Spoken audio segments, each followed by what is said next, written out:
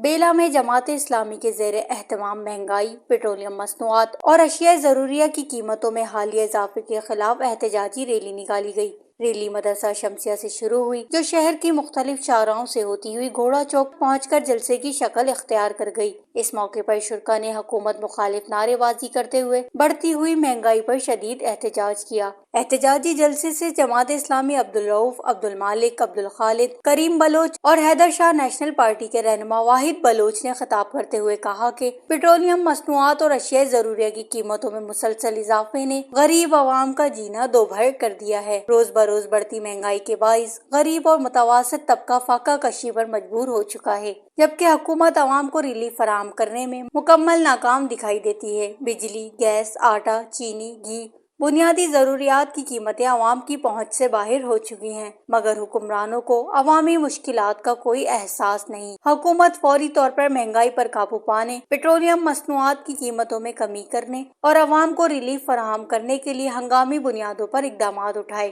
وش news, بیلا۔